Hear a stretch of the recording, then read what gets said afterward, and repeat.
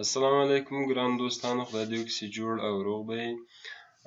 له هر څه نه مخکې زموږ چینل در سره سبسکرایب کړئ، همدغه سور بټن چې وینئ دغه وکیکئ او په څنګ کې دا زنګولې بټن هم وکیکئ، آل انتخاب کړئ تر دې چې زموږ نورې ویډیوګانې تر تاسو ژر در ورسیږي. نو زموږ چینل سبسکرایب کړئ او اوس به راسو ویډیو به شروع کړو. السلام علیکم ګران دوستانو، خدای دې وکړي چې جوړ او روغ به یې. راځو د نن ورځې د مایکروسافټ ورډ دوهم درس ته او شروع کوو. نو پرون هم تر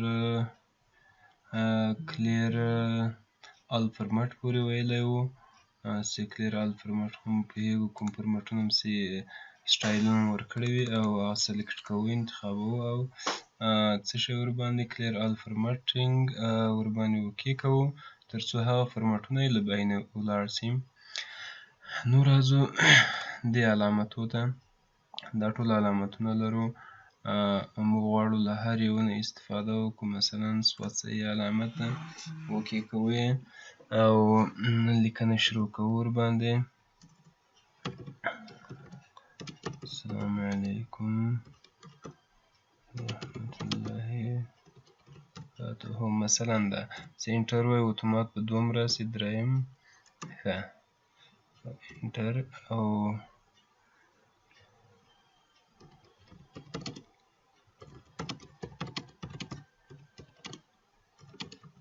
چې جوړ به یاست، مثلا همداسې نور. نو دا علامتونه دي، هر یو موږ کولی شو ورته وټاکو په همدې رقم باندې. او نور څه لرو، همداسې دلته چینج لیست د جای چینجوای شو او همدغه لرو. نو وروسته له هغو راځو دا لیکنې کوو، غواړو موږ دا لیکنې په مابین کې راولو، دې نه به استفاده کوو. که غواړئ ښي طرف ته راسئ او چپ طرف ته، نو له دغو نه استفاده کوی شو ورته. دغه هم کوم وخت کې چې لیکنې غواړئ منظمې کړي، یو طرفه یې کړي، نو له دغو نه البته په انګلیسي کې دغه په انګلیسي حروفو کې کار کوي چې څو یې منظم کړي او یو رقم یې راولي تاسو ته. نو دا یم په دې او بل کولی شو دې ته موږ څه شی ورکړو، نمبر یې هم ورکړو. که وغواړو چې په نمبر یې راته حساب کړي، په دې رقم باندې نمبر 1 2 3 او نقطه ورسره ولري، ټکی ولري، یا په دې رقم باندې ای بي سی باندې سي او په وړو حروفو غټ وي، یا په دې حساب یا په دې حساب په هر رقم باندې موږ تاسې که اوس موږ بیا انټر ووایو په دې رقم به راځي او بیا به په دې رقم موږ ته حسابوي په دغو ټولو رقمو باندې.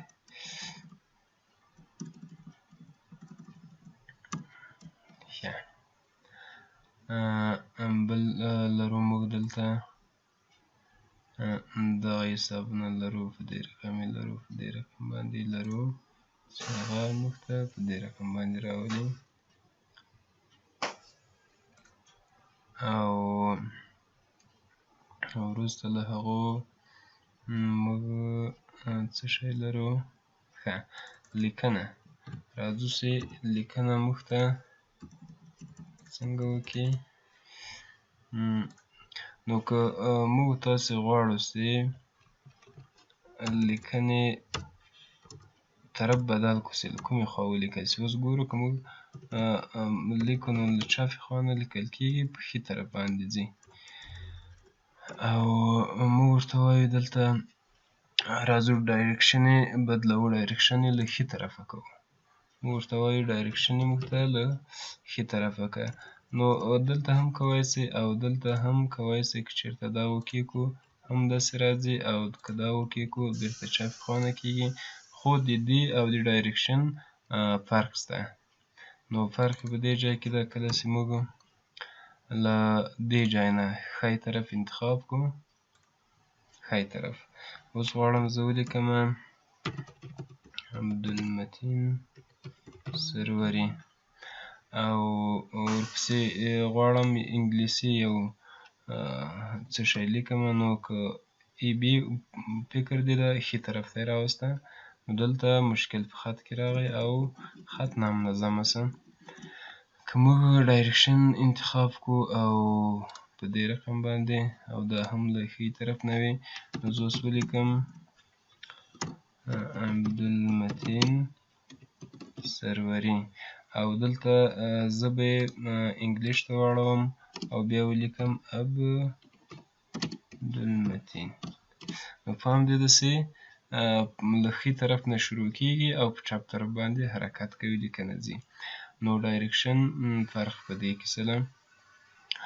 او وروسته له هغه راځو موږ کولی سو په دې باندې رنګ ورکړو، خپل هغه د رنګ زمینه یا بیخ چې کوم د هغه تغییر ورکړو په دې رقم باندې. او وروسته له هغو راځو دغه هغه ورکوو چې بارډرونه ورکوو. له دې نه ګوره کوز خواته بارډر راغی، پورته طرف ته راغی، چپ طرف ته راغی، ښي طرف ته راغی او نسته ټول راغی، ټول بارډر شاوخوا دی څنګه شه بارډر ته تاو شه او په دې رقم باندې راغی. دا ټول رقمونه دي، تاسو کولی شئ په هر رقم باندې ګټه ورنه واخلئ. او وروسته له هغو راځو موږ دلته یو شی لیکو،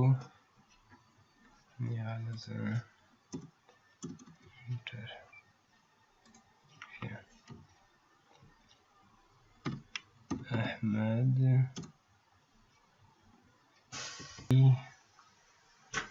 او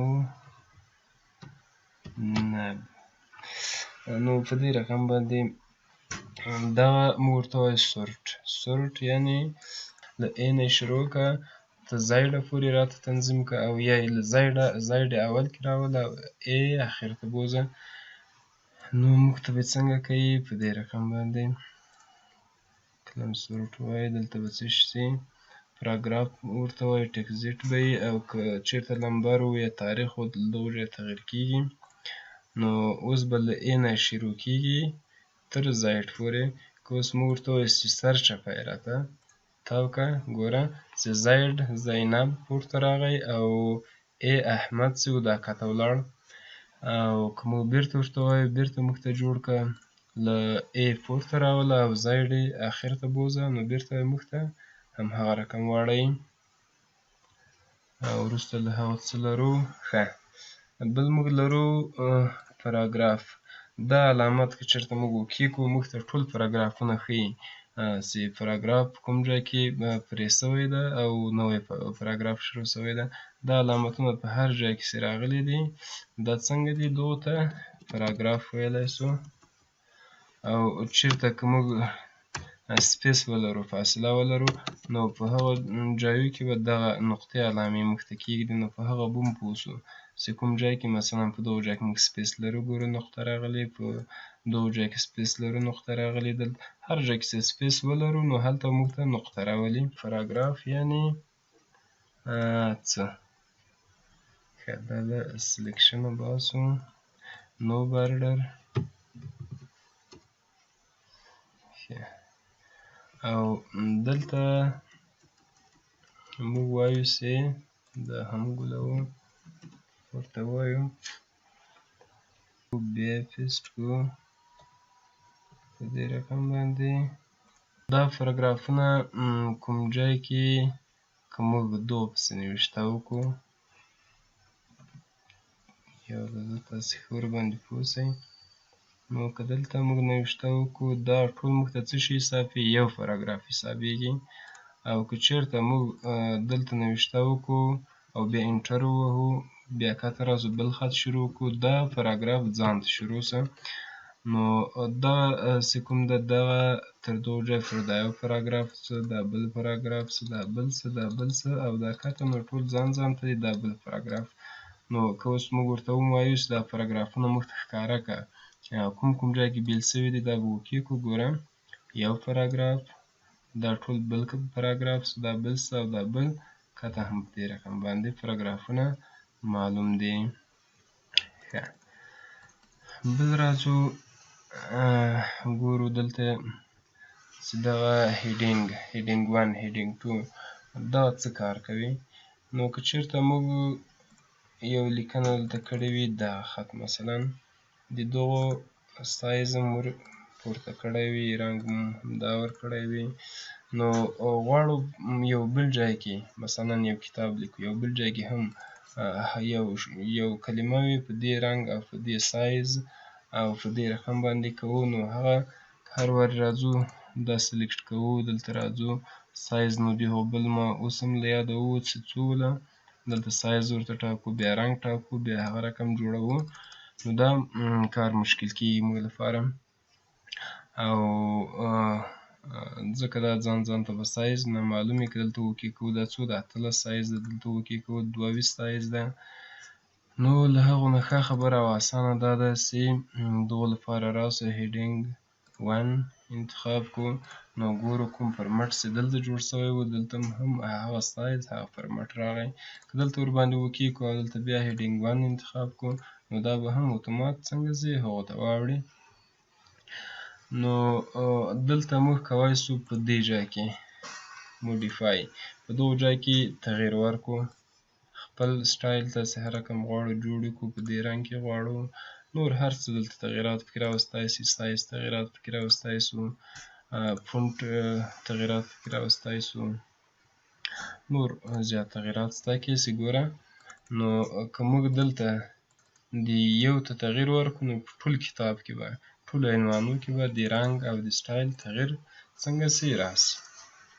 د هغه هم په دې رقم د دا هم دا ټول استفاده کولی شو. ګوره ډېر دي جوړ شوي دي دغو ځای نه، نور هم جوړېږي پاکېږي او دا ټول سټایلونه دي په رقم باندې جوړ شوي دي. نو دا ډېر کارآمد لري او ډېر کارېږي خصوصا په کتاب لیکنو کې، په هغو ځایو کې دا هیډینګ باید موږ وکاروو او باید موږ یې ولرو. تر دریم درس هم په الله سپارم. د خدای په امان.